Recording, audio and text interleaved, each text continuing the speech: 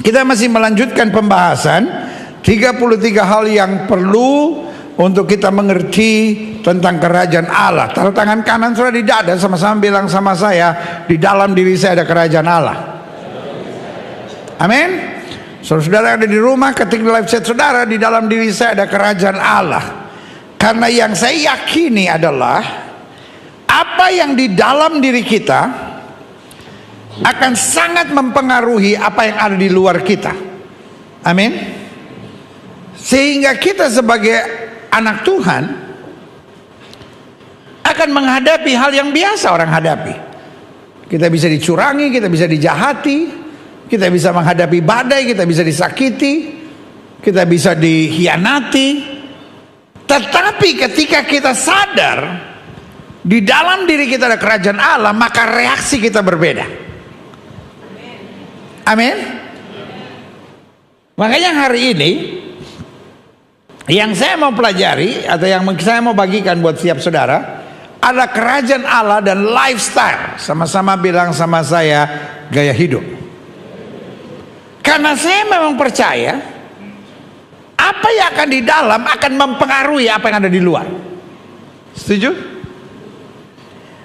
Ada banyak orang yang membedakan. Oh, urusan kerajaan Allah itu kan urusan hari Minggu, urusan gereja, pendeta. Lifestyle tuh ya setiap orang beda-beda.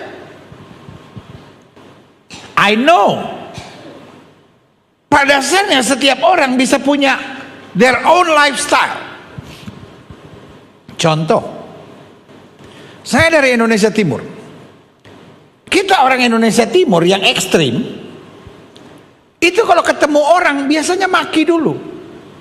Padahal kita masih baru berteman.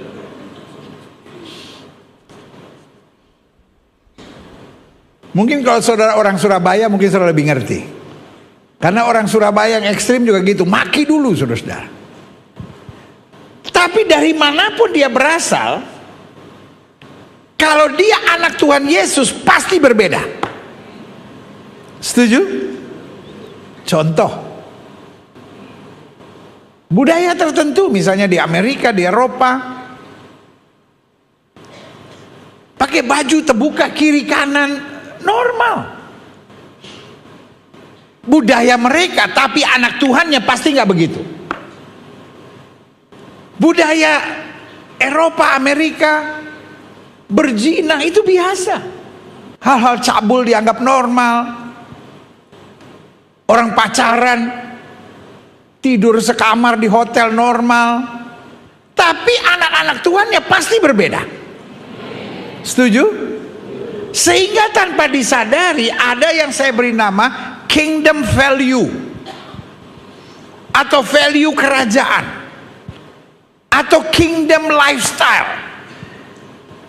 Sehingga bukan soal apa yang biasa kita lakukan, tapi apa yang kita buat sebagai warga kerajaan Allah yang selalu mau menyenangkan hati Tuhan. Berikan tepuk tangan yang meriah buat Tuhan.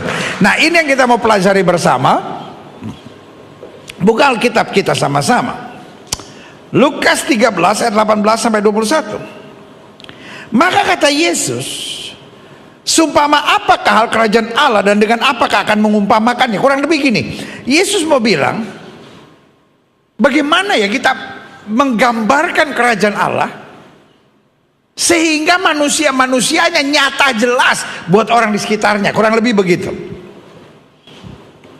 Lalu Yesus jelaskan, ia seumpama biji sesawi yang diambil dan ditaburkan orang di kebunnya. Biji itu tumbuh dan menjadi pohon. Saya beri nama kegiatan ini adalah proses. Apa Bapak Ibu? Apa Bapak Ibu? Proses. Karena biji ini kalau nggak diproses nggak ada harganya. Biji kalau nggak diproses nggak ada harga. Burung akan lewat dan memakannya, selesai. Tapi kalau biji ini diproses, artinya dia ditanam, tumbuh dan menjadi pohon. Ayat ini bilang apa? Burung-burung di udara bersarang pada cabang-cabangnya. Berarti dia bermanfaat. Setuju? Sama-sama bilang sama saya, dengan diproses jadi bermanfaat. Sudah diproses Tuhan? Halo? Bu, sudah diproses Tuhan? Kenyang pendeta. Nggak usah curhat, cuma nanya, saudara. Pak, udah diproses Tuhan?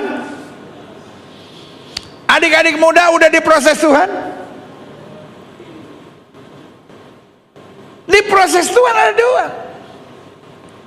Yang pertama, ada yang diproses dan berontak.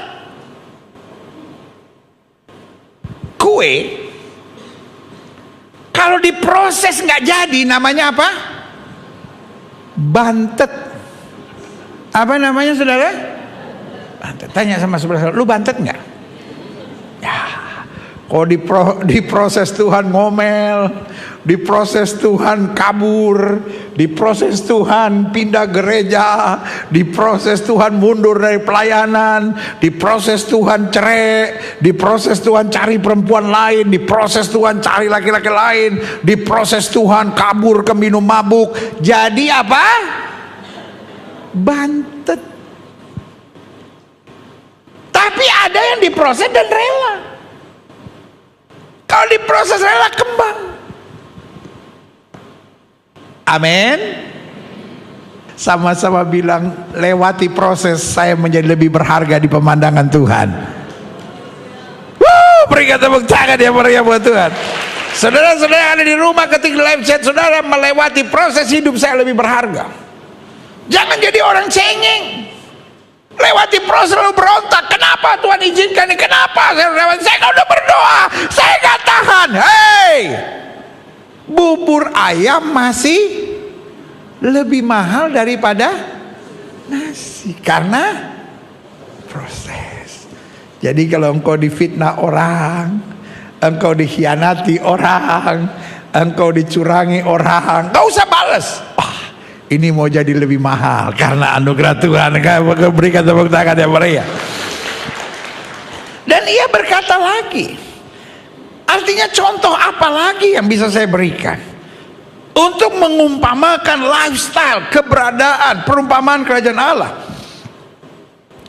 Ia seumpama ragi, kes kata orang Belanda bilang, yang diambil seorang perempuan dan diadukkan ke dalam tepung terigu 3 sukat sampai hamil seluruhnya. Nah, gunanya ragi ini apa? Supaya mengembang, supaya jadi roti. Kembali satu kata yang bisa kita ambil, proses. Jangan jadi Kristen yang bantet, saudara-saudara, tapi jadi Kristen yang berkembang. Makanya saya percaya proses akan mengarahkan kita nggak bisa jadi sama lagi.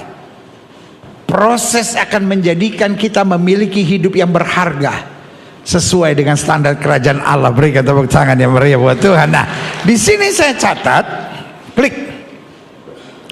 Kalau kita bicara lifestyle, kita bicara gaya hidup, apa sih itu? Adalah sebuah pola hidup yang menyangkut dua hal, cara bersikap dan cara berpikir.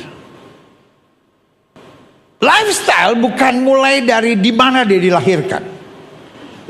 Lifestyle dimulai dari bagaimana dia berpikir dan bagaimana dia bersikap. Semua orang Indonesia Timur cara pikirnya pasti sama nggak? Semua orang keturunan Cina pola pikirnya pasti sama nggak? Ada nggak orang Cina yang kaya? Ada nggak orang Cina yang miskin? Ada nggak orang Cina yang selalu mau damai gitu? Sebaliknya, ada nggak orang Cina yang suka mau ribut? Ada. Ada nggak orang Indonesia Timur yang jadi preman? Banyak. Ada nggak orang Indonesia Timur yang jadi pendeta? Banyak. Karena akhirnya the end of the day, lifestyle dipengaruhi oleh cara berpikir dan cara bersikap. Kira-kira masuk akal nggak kalau saya bilang orang yang hidup sebagai warga kerajaan Allah, cara bersikap dan cara berpikirnya pasti berbeda. When the standard is the same, kalau standarnya sama, polanya sama, pikirannya sama, hasilnya insya Allah sama. Setuju? Iya kan? Kalau kita belajar matematika dari buku yang sama, pasti pola pikirnya akan sama. Makanya saya berani yakin ada kingdom lifestyle. Karena orang Indonesia Timur punya cara didikan tersendiri. Keturunan Chinese punya cara didik sendiri. Orang Jawa punya aturan tersendiri. Orang Sumatera, orang Medan, orang Batak pasti punya pola sendiri. Tetapi ketika dasarnya firman Tuhan, semuanya hasil yang sama. Nah, makanya saya bilang gini, lifestyle atau gaya hidup adalah sebuah pola hidup yang menyangkut cara bersikap dan berpikir, berkaitan dengan 3 aspek hidup manusia: fisik, mental, dan spiritual. Sesuai dengan tuntutan kepribadian, sesuai dengan tuntutan zaman, sehingga berakibat bagaimana mereka menghabiskan waktu mereka, apa yang mereka anggap paling penting bagi diri mereka dalam kehidupan sehari-hari, dan bagaimana pandangan mereka tentang apa? Diri mereka. Saya ini orang terjajah, atau sebaliknya, saya ini harus jadi berkat, ya kan? Nah, waktu standarnya adalah firman Tuhan, pasti pola pikirnya sama, ya kan? Nah, bagaimana pandangan mereka tentang diri mereka ataupun tentang apa? Dunia luar. Apakah saya berpikir bagaimana saya mendapat sebanyak-banyaknya, atau bagaimana saya harus jadi berkat? Yang di dalamnya dinyatakan dalam apa? Semangat dan pemikiran serta keputusan-keputusan, juga dalam pemanfaatan waktu dan uang. Jadi semangat kita ini akan berpengaruh. Contoh, kita disakiti orang, lalu orang itu ada masalah. Kalau pola pikir kita masih duniawi, semangat kita adalah ngutukin dia, mampus lu, biar rasa lu dihajar sama Tuhan. Main-main sih sama anak Tuhan. Tapi kalau hati kita sudah dipenuhi dengan kasih Tuhan, maka doa kita, Tuhan, betul dia pernah nyakitin saya, tapi berkati dia Tuhan. Saya bisa lihat di sini. Sehingga pemanfaatan waktu, pemanfaatan uang, pemanfaatan kehidupan akan sangat dipengaruhi oleh apa? Pemahaman kita tentang kemuliaan Tuhan. Itulah yang saya maksud dengan lifestyle. Nah, saya catat di sini, klik. Ada beberapa gaya hidup modern yang marak saat ini, yang cukup mengkhawatirkan. Antara lain, 1, ekstrim sempit beragama, acuh atau cupet. Maksudnya gini, setiap lembaga pasti punya kekurangan dan kelebihan. Setuju? Polisi ada kekurangan, ada kelebihannya enggak?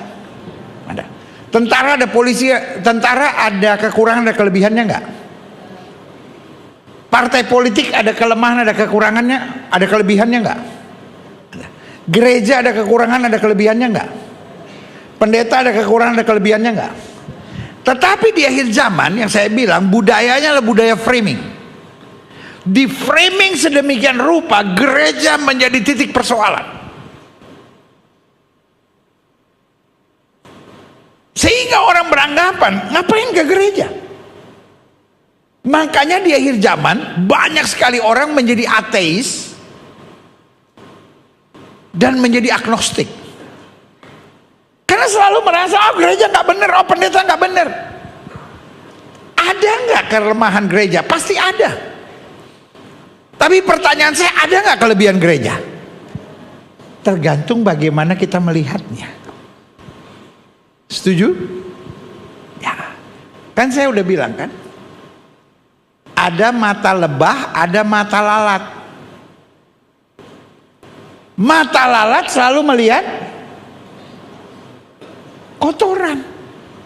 Kalaupun kita bawa ke kebun bunga, tetap yang dia cari adalah apa?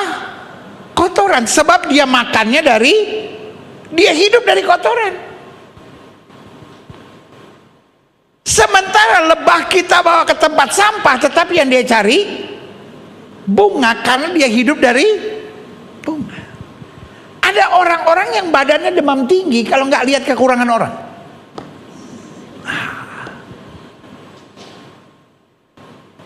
Dia mesti cari kekurangan orang.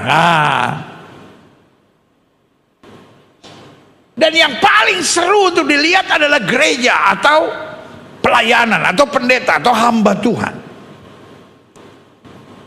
Sehingga di akhir zaman ini ekstrim beragama akan sangat menakutkan. Gak heran kalau hari-hari makin banyak orang agnostik, makin banyak orang ateis, makin orang gak peduli dengan agama, tetapi masing-masing menjadikan agama sebagai jubah kepalsuannya. Sehingga kata Alkitab, mereka menjalankan ibadah tapi memungkiri kekuatan. Kekuatan ibadah itu apa sih? 1, saling mengasihi. 2, saling menghormati. 3, berbuat kebaikan. 4, meninggalkan dosa.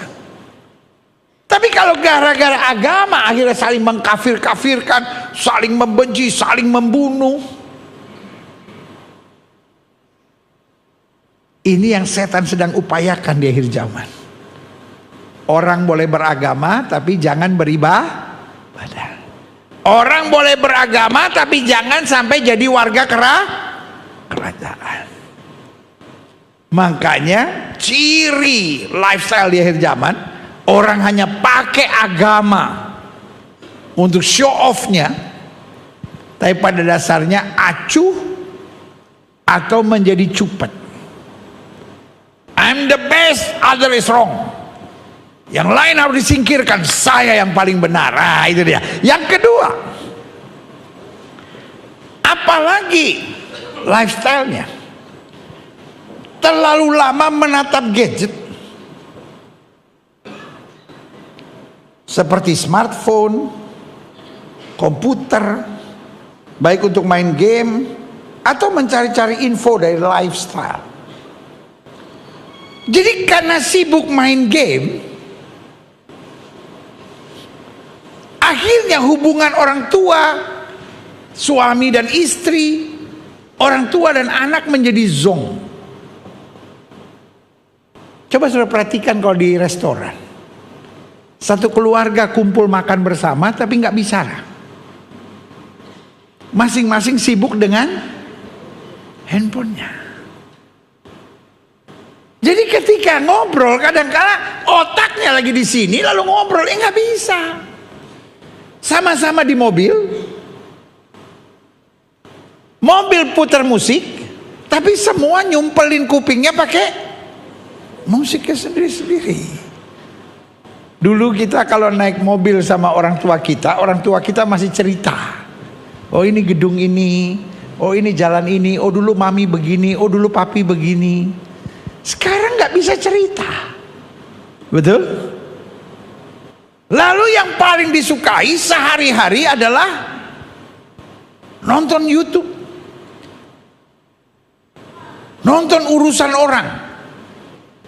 Ibu-ibu kalau udah nonton YouTube, nonton apa itu namanya Instagram orang, suka membandingkan lakinya. Dia cari apa itu namanya artis yang lagi surprisein istrinya, yang lagi seru-seru sama istrinya. Tuh lihat tuh dia sibuk aja tuh, selalu punya waktu buat istrinya. Bu, boleh nggak usah bandingkan suami ibu sama laki orang. Ibu kalau mau nonton aja bahagia, nggak usah hubungin sama ibu gitu. Nggak, santai, lucu aja gitu.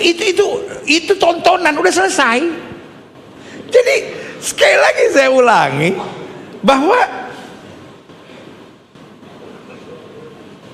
budaya atau lifestyle yang pertama yang terjadi adalah apa? Ekstrim agama. Tapi yang kedua, yaitu terlalu lama menatap gadget. Jadi itu merubah seluruh pola pikir kita. Kita tidak terbangun lagi dengan pendidikan kita. Kita tidak terbangun lagi dengan kebiasaan kita. Kita tidak terbangun lagi dengan pemberitaan firman Tuhan yang kita terima. Tapi kita kena budaya instan. Apa yang kita lihat itu kita mau. Apa yang kita lihat kita harapkan. Apa yang orang lain punya kita mau punya. Apa yang orang lain dapatkan kita juga mau dapatkan. Ini yang merusak. Makanya iblis itu kata Alkitab mencuri, membunuh dan curi perhatian, bunuh iman dan kewarasan kita untuk akhirnya membinasakan segala sesuatu. Perhatikan deh. Orang yang kebanyakan stalking Instagram, orang yang kebanyakan nonton YouTube, ujung-ujungnya pasti berantem di keluarga. Ujung-ujungnya pasti nggak happy. Karena dia membandingkan segala yang dia tonton dengan apa yang dia alami.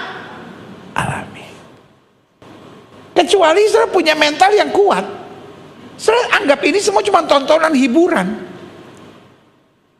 Kalau tidak, dia akan menjajah dan merusak saudara. Yang ketiga, apa lifestyle dunia yang merusak? Mager. Apa saudara? Tanya sama sebelah saudara, lu mager nggak? Malas gerak. Saya menyebut this world as a remote world. Tahun 70-an di meja kita nggak ada remote satupun. Setuju? Sekarang ada remote untuk segala-galanya. Kita lebih senang duduk di tempat tidur atau di couch, lalu main remote. Habis nonton TV udah bosen. Ya dulu kan kalau jam 9 dunia dalam berita. Ya so? Jam 8 berita malam. Tapi makanya zaman sekarang iklan nggak bisa lama-lama. Ada iklan kita pindahin. Betul nggak? Ya kan? Makanya bapak-bapak, saya cuma bilang, kalau engkau bermimpi Pak, bermimpilah sebelum menikah Pak. Kan laki-laki kan mimpinya gitu, saya mau jadi presiden, saya mau kuasai dunia, saya mau atur dunia. Ya pegang remote aja belum tentu dikasih sama bini lu. Mau pegang dunia gimana, remote dulu. Ya udah, istri mau nonton apa ya udah di situ bengong-bengong kayak orang bego. Jadi dunia remote. Pagi-pagi engkau bangun main remote. Udah bosan dengan televisi, pindah ke YouTube. Bosan sama YouTube, stalking Instagram orang, stalking Instastory orang. Lihat jam, waduh udah jam 12. Telepon di tempat yang sama, kau duduk telepon. Makanan kesukaanmu datang, Gojek. Sambil makan Gojek nonton lagi segala macam.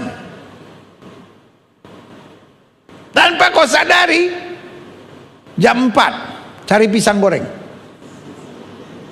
cari tiramisu, beli es kopi Starbucks.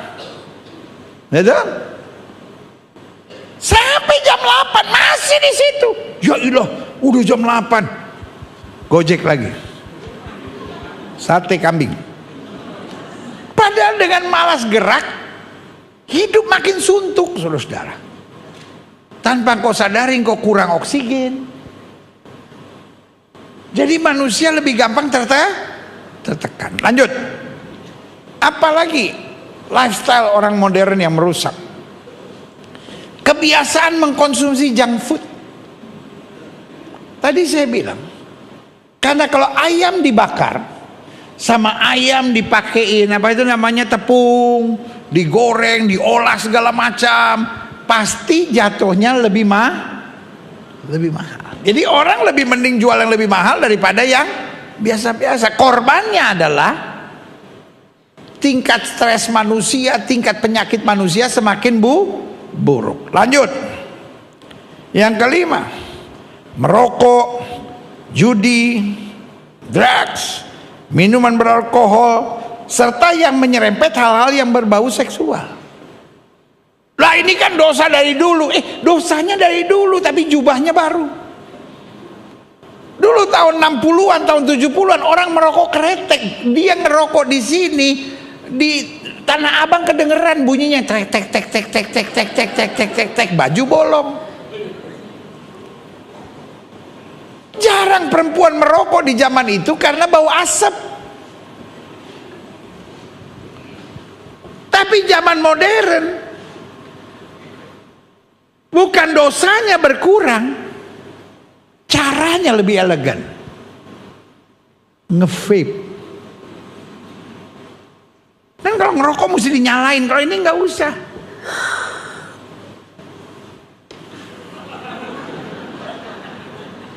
Dan ada wangi-wangiannya. Wangi lavender untuk ngusir nyamuk.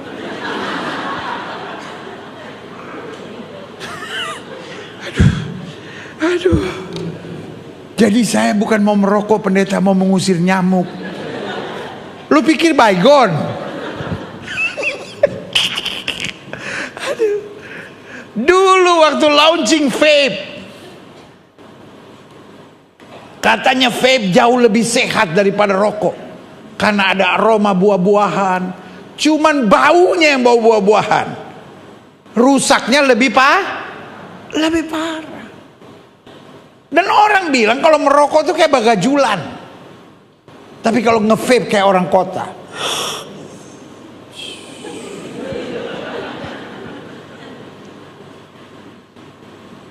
Setan itu paling pintar nipu. Anak Tuhan jangan tertipu. Saya mau bilang dalam nama Yesus, buang itu kebiasaan-kebiasaan seperti itu. Karena itu hanya dosa dengan baju baru.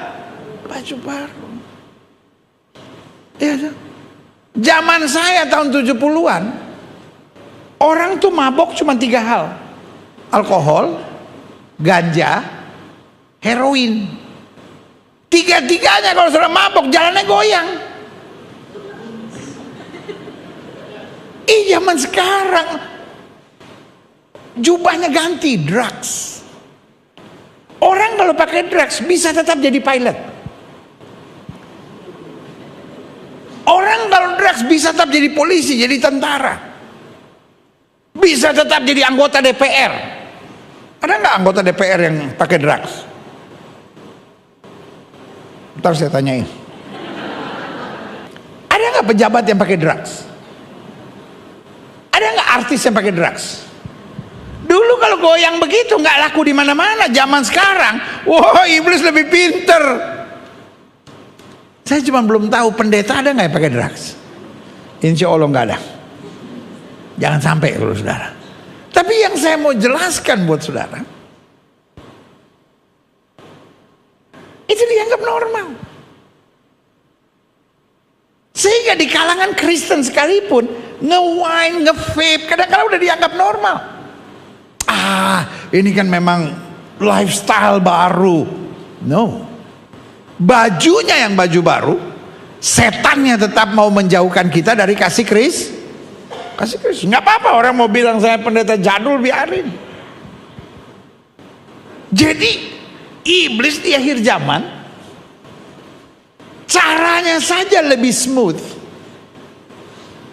tapi intinya mau mendatangkan stres yang berat. Dengan lifestyle ini semua ujung-ujungnya stres. Ujung-ujungnya apa saudara? Stres. Pencuri itu datang untuk mencuri, membunuh, dan apa? Membinasakan. Dan akhirnya mengarahkan pada segala sesuatu yang sifatnya seks. Contoh, terus saya lihat iklan Aki. Iklan apa saudara? Saudara tahu nggak Aki itu berat? Iklannya perempuan pakai bikini, angkat kaki. Pantasnya laki-laki yang pakai otot, perempuan pakai bikini. Coba aja perempuan suruh begini, goyang. Yang lebih ngeri lagi iklan motor, perempuan duduk pakai bikini. Orang tuh kalau naik motor, saya dulu naik motor saudara-saudara, naik motor itu pakai jaket dan sedapat mungkin pakai penjaga dada. Kalau sekarang penjaga dada gampang dibeli, waktu zaman saya pakai koran. Sampai saya batuk, diperiksa ada tulisan Kompas. Tapi untung gue punya Kompas. Ada teman saya pos kota. Hah, hancur.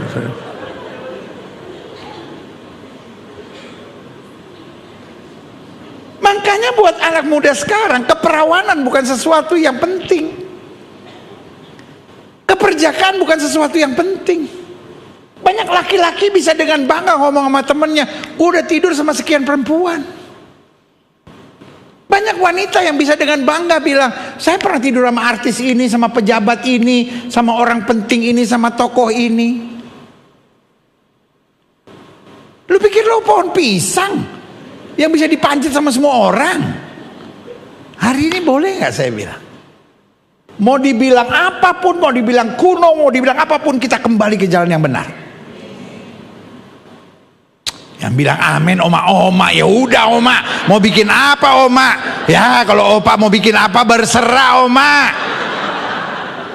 Nah mau jangan ngunusan ya ilah oma. Yang saya ngomong sama yang muda-muda, bisa nggak kita hidup dalam kesucian? Amin. Anak-anak muda sekarang pacaran, pergi ke Bali, tinggal satu kamar. Apaan itu? Ya normal lah pendeta, nggak usah aneh-aneh. Lu yang aneh, gue yang disuruh normal. Bikin emosi aja saudara-saudara. Ya dong. Makanya banyak rumah tangga sekarang nggak bahagia, bermasalah dalam hubungan seks. Kenapa? Bukan karena seksnya bermasalah seringkali, tapi karena mereka berbanding dengan tontonan yang mereka nonton. Lalu mereka mulai mikir, kenapa ya kita nggak bisa dapat sensasi seperti itu? Karena otak lo udah dipenuhi dengan hal-hal yang cabul, saudara. Sebagai hamba Allah saya mau ingatkan, kita kembali kepada lifestyle kerajaan Allah. Lumayan ada 7 yang bilang amin. Kita kembali kepada lifestyle kerajaan Allah. Untuk hidup memuliakan Kristus, berikan tepuk tangan yang meriah. Selanjutnya, yang keenam, gaya hidup modern yang marak saat ini cukup mengkhawatirkan. Antara lain, ekstrim sempit beragama, terlalu lama menatap gadget, malas gerak, kebiasaan mengkonsumsi junk food, merokok, judi, drugs, minuman beralkohol, serta yang menyerempet hal-hal yang berbau seksual. Semuanya ini dikemas oleh iblis, tujuannya untuk apa? Stres. Makanya tingkat stres dunia makin parah. There is always two sided of coins. Selalu ada dua sisi mata uang. Sisi yang satu glamor, tapi sisi yang satu penuh iblis ahlinya di situ. Tapi yang Tuhan ajarkan, sisi satunya perjuangan, tapi sisi satunya kemuliaan yang dijanjikan. Berikan tepuk tangan yang meriah. Yang keenam, gaya hidup yang konsumtif.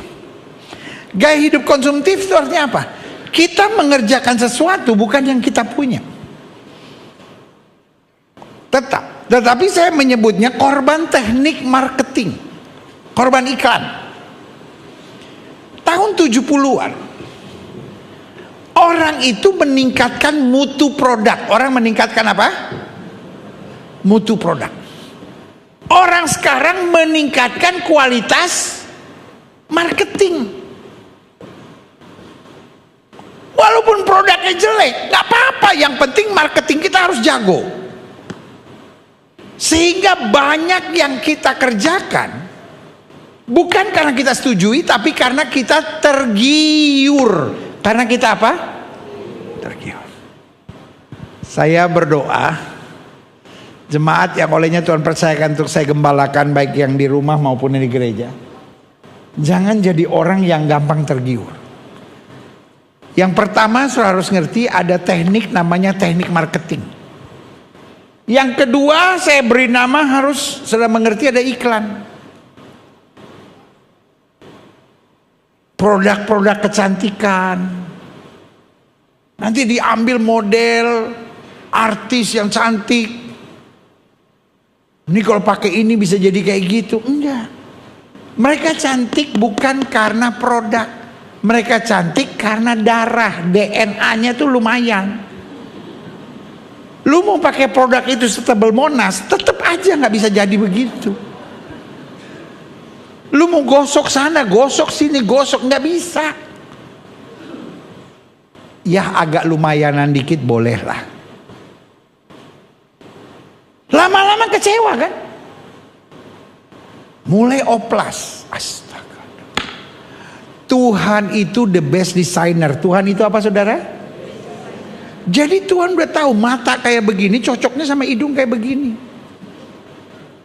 Sudah ngaca, waduh, hidung gua kok rata pipi. Diganti. Bukan kelihatannya bagus, aneh.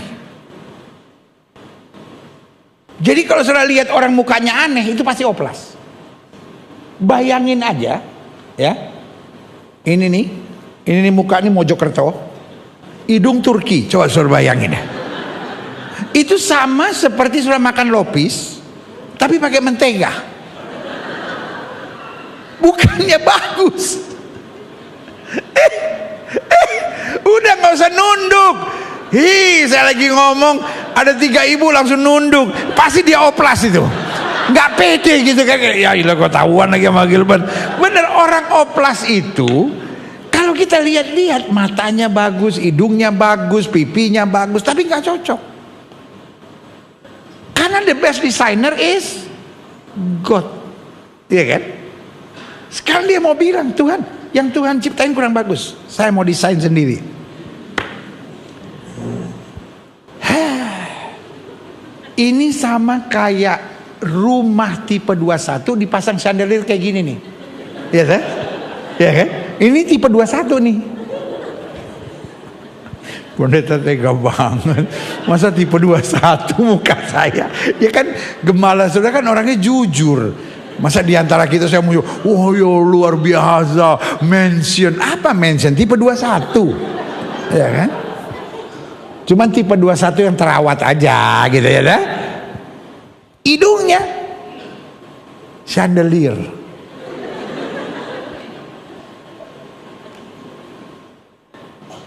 Hari ini saya mau bilang sama saudara, hidup itu punya prinsip.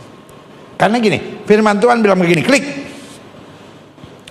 Anak Tuhan harus memiliki lifestyle kerajaan Allah. Sama-sama bilang lifestyle kerajaan Allah. Klik. Apa itu lifestyle kerajaan Allah? Matius 5 ayat 16. Demikian hendaknya terangmu bercahaya di depan orang, supaya mereka melihat perbuatanmu yang baik dan memuliakan. Hidup ini bukan, it's not about me. Tapi it's about mission of God. Bukan supaya saya bahagia, tapi supaya orang melihat perbuatanmu yang baik dan memuliakan. Dan itulah kebahagiaan kita. Klik. Milikilah cara hidup yang baik. Milikilah a great lifestyle. Milikilah a kingdom lifestyle. Di tengah-tengah bangsa-bangsa bukan Yahudi. Di tengah bangsa-bangsa yang tidak percaya. Supaya apabila mereka apa? Memfitnah kamu, berarti difitnah, dibully adalah hal yang sudah dinubuatkan oleh Alkitab. Mereka dapat melihatnya dari perbuatan-perbuatanmu yang baik dan memuliakan Allah pada hari yang melawat mereka. Dengar, panca indera itu bukan hanya telinga. Panca indera itu bukan hanya telinga. Orang memfitnah ujung-ujungnya hanya bisa membuat orang lain mendengar. Orang boleh mendengar yang buruk tentang saudara, tapi mata juga penting. Waktu orang melihat hidupmu memuliakan Tuhan, saya percaya hidupmu jadi berkat buat banyak orang. Jangan sakit hati kalau engkau difitnah. Jangan sakit hati kalau engkau dibully. Jangan berpikir untuk membalas.